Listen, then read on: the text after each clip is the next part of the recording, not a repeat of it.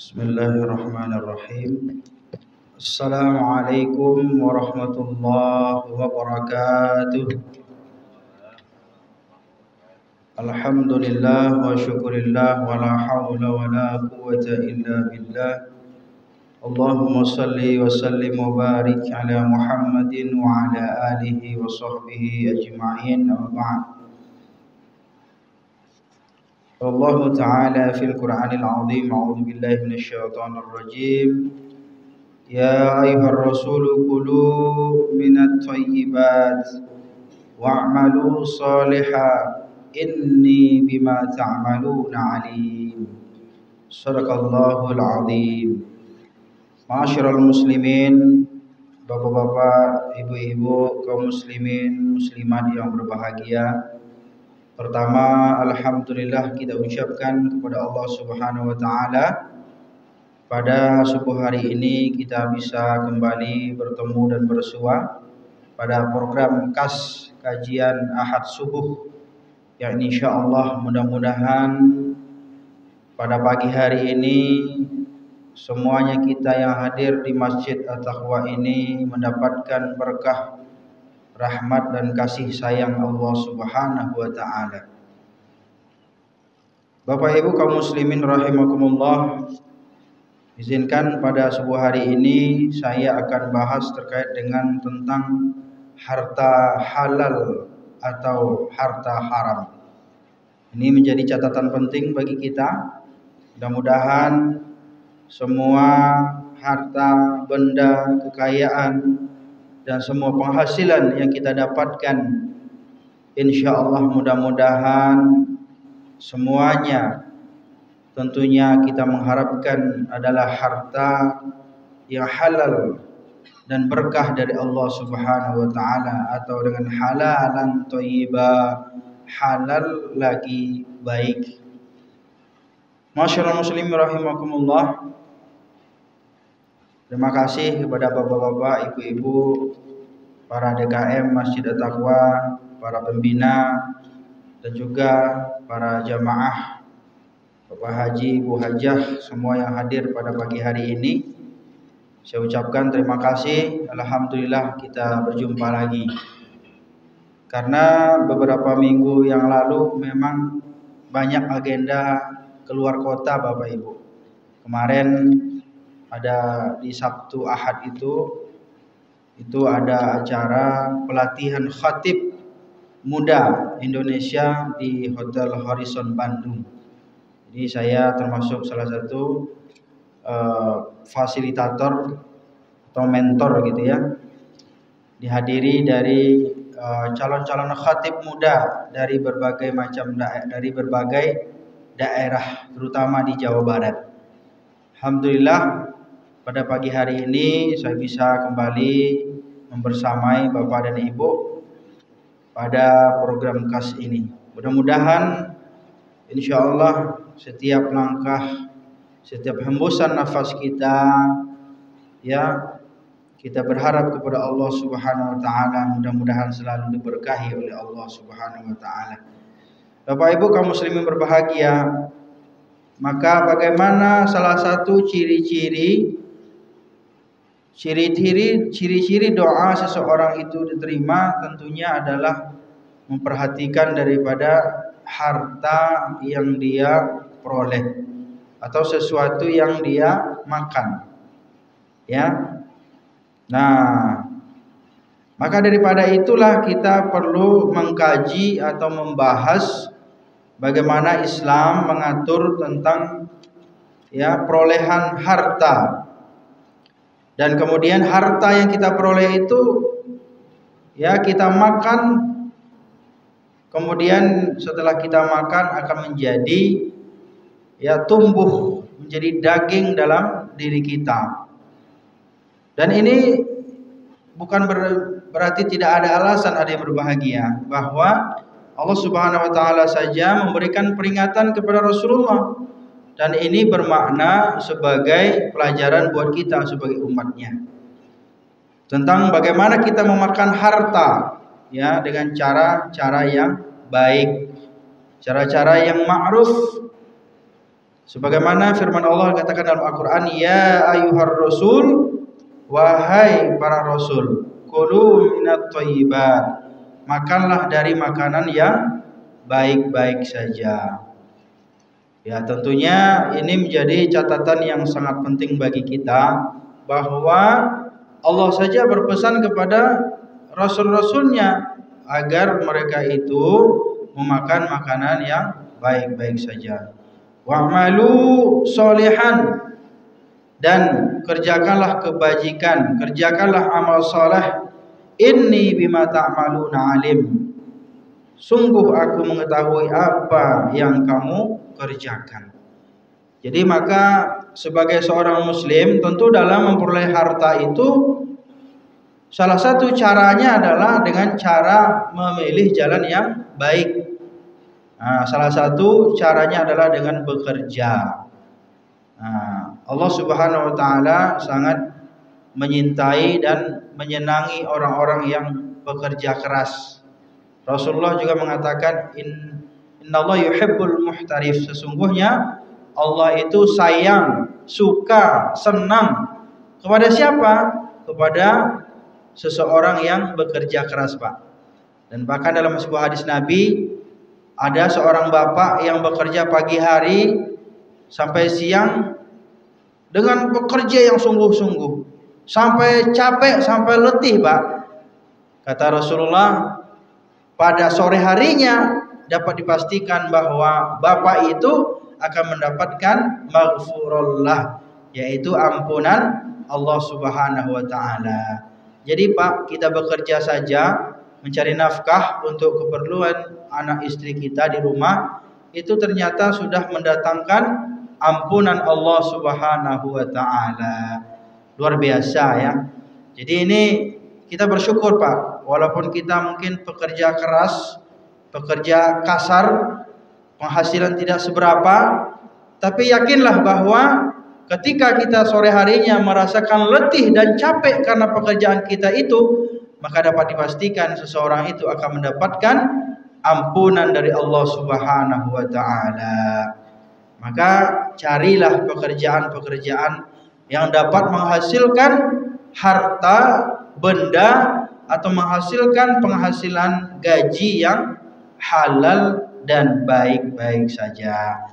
Ini yang pertama. Maka dalam ayat tadi menegaskan bahwa ada korelasi antara makanan-makanan yang halal dengan perbuatan-perbuatan amal soleh, Pak.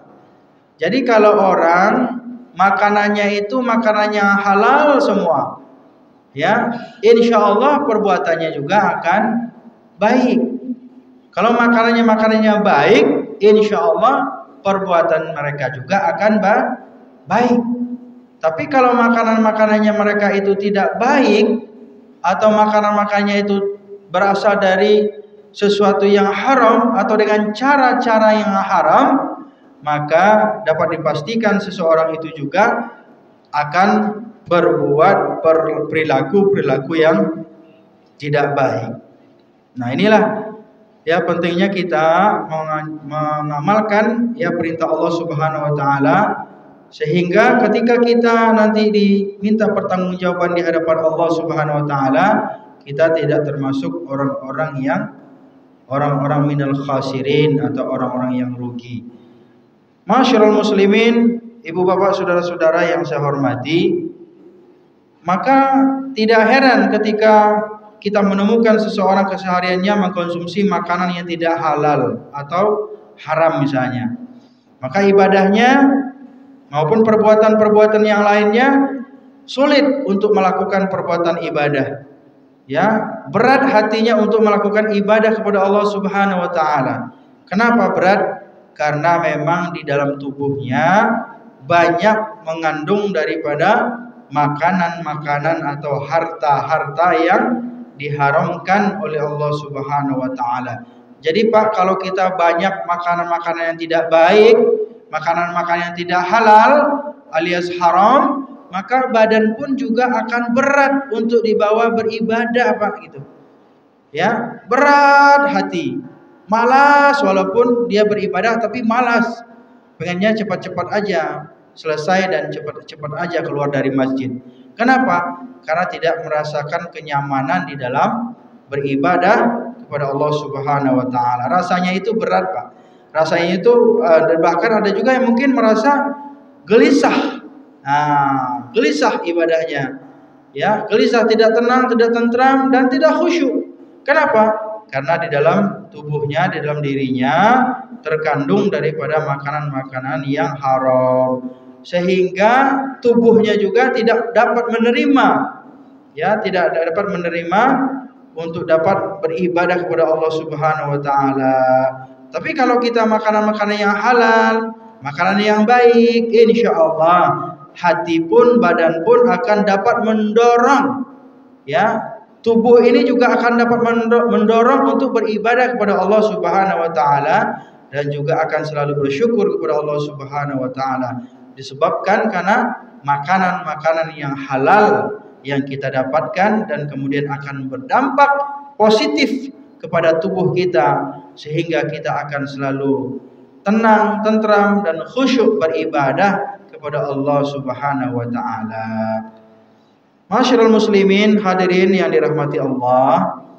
Nah, di dalam sebuah hadis Rasulullah sallallahu alaihi wasallam juga mengatakan, "Idza dakhala ahadukumul masjid falyusallim 'alan nabi sallallahu alaihi wasallam wa yaqlil Allahumma iftah li abwaaba rahmatik wa idza kharaja falyusallim 'alan nabi wal yaqulil Allahumma asimni minasyaitonir rajim." Ini salah satu doa yang perlu kita baca ketika kita masuk ke dalam masjid. Rasulullah SAW mengatakan, ya, apabila kalian masuk dalam masjid, ya, hendaklah kalian membacakan Allahumma sholli ala Muhammad, berselawat kepada Rasulullah dan ucapkanlah, ya Allah, bukakanlah pintu-pintu rahmatmu kepadaku, dan jika keluar maka bersolawat kepada Rasulullah, ya Allah, lindungilah aku dari syaitan-syaitan yang terkutuk. Nah, maksudnya apa? Salah satunya adalah kita berlindung daripada harta-harta yang diharamkan atau harta-harta yang tidak halal. Ketika kita selesai melaksanakan ibadah, kemudian kita keluar dari masjid, kita berdoa, Allahumma asimni minasyaitonir rajim. Ya Allah, lindungilah aku dari perbuatan syaitan yang terkutuk. Karena hanya syaitanlah yang akan mengambil atau akan mencari harta-harta yang haram, harta-harta yang tidak baik. Nah, oleh karena itulah kita pentingnya memperhatikan ketika seorang muslim dalam bekerja, hal yang pertama yang harus dilakukan adalah bukan penghasilannya yang dia lihat, bukan gajinya yang dia perhatikan, tapi pekerjaannya itu, jenisnya itu bagaimana.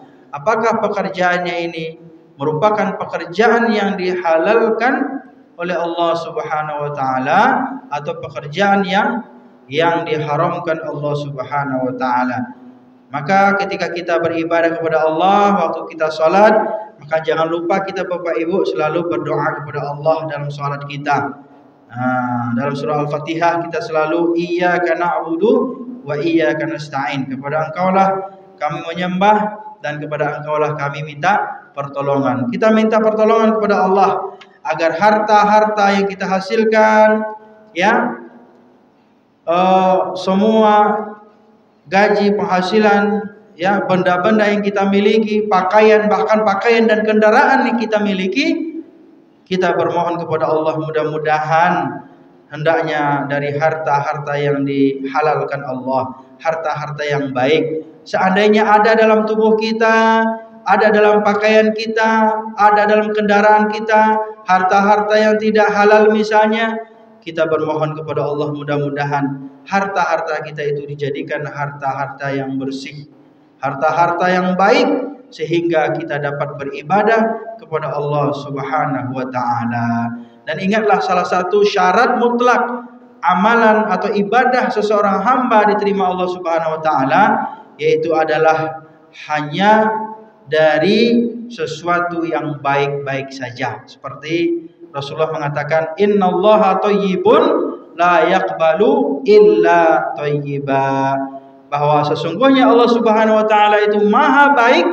Allah itu adalah maha baik dan Allah tidak akan menerima ibadah seseorang kecuali hanya yang baik-baik saja, Pak. Mudah-mudahan dengan kita beribadah kepada Allah di Masjid At-Taqwa ini, ya kita bermohon kepada Allah Subhanahu wa taala, mudah-mudahan semua harta benda dan semua apapun yang kita pakai, yang kita gunakan dalam kehidupan kita ini, mudah-mudahan berasal dari harta-harta yang baik dan harta-harta yang halal. Amin ya rabbal alamin. Masyarul muslimin hadirin yang dirahmati Allah Subhanahu wa taala, maka ketaatan beribadah kepada Allah tentunya diikuti dengan makanan yang halal dan baik pula. Maka kalau kita beribadah kepada Allah, ingin doa kita dikabul oleh Allah, diijabah oleh Allah, biar doanya mustajab, maka hendaklah kita makanan yang kita konsumsi dari makanan-makanan yang halal, harta yang kita raih, harta yang kita dapatkan daripada harta-harta yang halal dan harta-harta yang baik saja. Kenapa hal ini menjadi penting? Karena Rasulullah SAW juga menegaskan dalam hadisnya, apa kata beliau? Kullu lahmin nabata min suhtin fannaru aula bih. Setiap daging yang tumbuh dalam diri kita, ya setiap daging yang tumbuh, Pak, dalam tubuh kita ini, kalau ada yang haram, maka nerakalah yang pantas baginya. Jadi tubuh kita ini semakin banyak memakan makanan yang haram, apalagi memang udah doyan makanan-makanan haram, ya benda-benda yang haram atau sesuatu yang berasal dari yang haram atau dengan harta, dengan cara-cara diperoleh dengan harta yang tidak halal, maka sesungguhnya tubuh kita akan dimasukkan atau akan dibakar oleh api neraka. Maka semakin banyak kita memakan makanan yang tidak halal, maka tentunya tubuh kita juga akan semakin lama dibakar, ya, di dalam neraka nanti di yaumil qiyamah. Maka oleh karena itulah Bapak Ibu berbahagia, Islam sangat memperhatikan terhadap harta ini. Jangan sampai harta kita udah banyak, ya, tapi ternyata ya harta yang kita kumpulkan itu banyak juga yang berasal dari harta-harta yang haram, sehingga kita konsumsilah, kemudian menjadi daging lah, ya harta itu, kemudian tubuh kita ini besar daripada harta-harta yang tidak halal. Maka caranya bagaimana adik berbahagia? Nah, itulah makanya ada, ya, bagi orang-orang yang memiliki harta itu Allah Subhanahu wa taala memerintahkan agar dibersihkan. Bagaimana caranya? Yaitu dengan sodakotan, dengan salah satunya dengan sodakoh, dan juga dengan zakat, ya, dengan infak dan lain sebagainya. Itu adalah bagian upaya paling tidak minimalis gitu ya. Cara minimalis untuk membersihkan harta kita, bukan maksimal, Pak. Di cara minimalis untuk membersihkan harta kita dengan sodakoh, infak, dan juga mengeluarkan zakat kalau sudah sampai nisabnya. Inilah beberapa hal yang perlu kita perhatikan adik berbahagia, dan perlu kita ingat bahwa tidak akan diterima amalan seseorang kecuali memang dia melakukan amalan itu dengan penuh, ya, berdasarkan, berlandaskan dengan kebaikan, baik dengan cara melakukan ibadahnya itu juga dengan baik daripada tubuhnya, bersih tubuhnya daripada makanan-makanan yang diharamkan oleh Allah Subhanahu wa taala.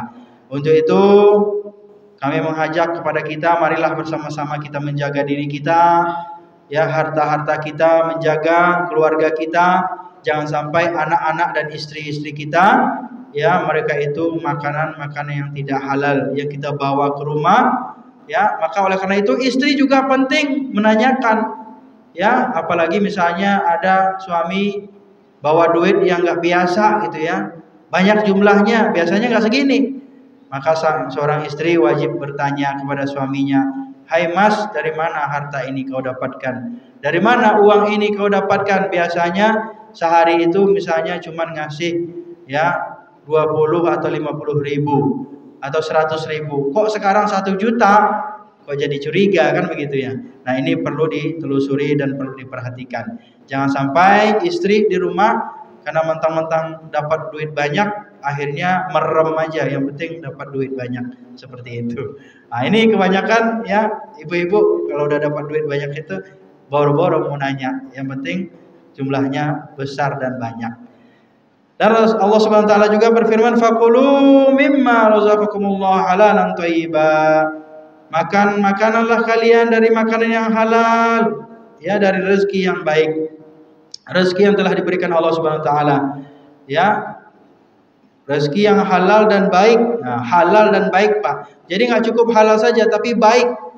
Ya, kenapa? Karena banyak juga benda itu halal, makan itu halal, tapi karena kita udah sepuh, Pak, udah ada sakit-sakitan, asam urat lah misalnya, dan lain sebagainya. Akhirnya barang itu, makanan itu tidak baik bagi kita. Itu juga perlu kita perhatikan. Mentang-mentang halal, kan ini halal, ya, hartanya halal, duitnya halal, masa saya nggak boleh makan bebas gitu?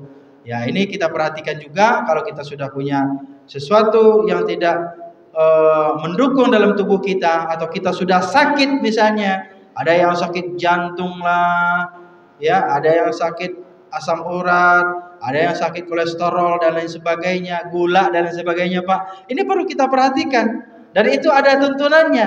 Jadi makanan itu mentang-mentang halal semuanya kita embat gitu ya, semuanya kita habiskan, tidak begitu juga. Ada ketentuan-ketentuannya, dan itu tentunya harus kita ikuti karena demi kesehatan dan kemaslahatan tubuh kita. Karena tubuh ini ada batasnya, Pak. Ya, ada batasnya, ya, sampai umur berapa gitu itu udah mulai sakit-sakitan. Jangankan bapak-bapak yang udah 50-60 tahun ya, atau 70 tahun. Ya, saya aja yang masih di bawah 40 tahun, Pak, itu kata dokternya itu udah ada asam uratnya. Udah mulai kolesterol, Pak. Nah, jadi harus perhatikan. Udah nggak boleh makan ini, makan itu dan segala macamnya. Padahal makan itu halal, Pak. Tapi karena udah mulai penyakit gitu ya, penyakitan gitu ya. Apalagi kalau misalnya kita malas olahraga, Pak, ya. Nanti olahraga, Pak. Minimal tuh keliling gintung aja seminggu sekali, itu udah lumayan tuh. Ya. Nah, untuk membangkitkan semangat dan kesehatan kita. Nah, jadi oleh karena itu ada yang halal tapi nggak baik bagi tubuh kita. Nah, misalnya ada yang dilarang makan sop kaki kambing misalnya. Ah, ini kan padahal enak tuh, Pak. Saya juga udah dilarang tuh, apalagi nggak boleh, Pak Ustadz, makan empingnya katanya. Emping aja dilarang. Waduh, gimana nih? Padahal itu makanan kesukaan gitu ya. Tapi nggak apa-apa lah, karena memang berhubungan sop kaki kambing itu mahal, akhirnya saya memang jarang-jarang makan sop kambing, Pak. Gitu. Nggak usah lah gitu ya. Kecuali mungkin ada yang traktir itu lumayan kan. Nah, itu nggak apa-apa lah, sekali-kali gitu ya. Ya, asam urat lah gitu ya. Yang penting kita tetap berdoa kepada Allah Subhanahu wa taala. Jadi bukan hanya karena haram saja, Pak, makanan itu berpenyakit pada tubuh kita, tapi juga karena tidak baik, tidak cocok dan sudah tidak layak gitu kita konsumsi karena ada penyakit dalam tubuh kita. Maka itulah pentingnya kita memperhatikan ya, agar tubuh kita ini kita jaga dengan baik, karena ini kan aset nih, Pak. Kalau kita udah sakit, kita udah susah jalan, ya Allah, gimana kita mau ibadah, Pak Haji? Ini aja luar biasa nih, Pak Haji Usuk nih. Luar biasa ini. Ya, ada Pak Haji Khaidir, waktu itu ada Pak Haji Aswin. Beliau ini orang-orang yang luar biasa, contoh bagi kita, ya, setiap hari itu berjamaah ke masjid ini. Itu karena apa? Walaupun umurnya sudah lanjut, tetapi karena sehat. Ya, diberikan kesehatan oleh Allah, ya, fisiknya oke, dan semangatnya juga sehat, mental juga sehat, akhirnya Masya Allah luar biasa. Ya, semakin beliau berumur semakin rajin ke masjid. Kadang-kadang kita semakin berumur semakin susah ke masjid, Pak. Kenapa? Karena penyakit gitu ya. Inilah yang kita khawatirkan. Kita berlindung kepada Allah. Mudah-mudahan kita dijauhkan dari segala penyakit, Pak. Mudah-mudahan kita ini semakin sehat, semakin rajin beribadah kepada Allah Subhanahu wa taala. Dan malahan rugi, Pak, kita sehat tapi nggak mau ke masjid, nggak mau beribadah. Nah, ini sajalah barangkali yang dapat saya sampaikan pada subuh hari ini.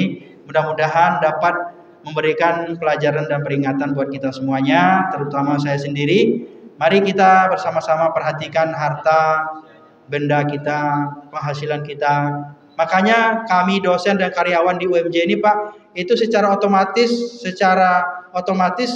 ketika gajian tuh 2,5% udah langsung terdebit ya, Pak Dr. Ayuhan ya.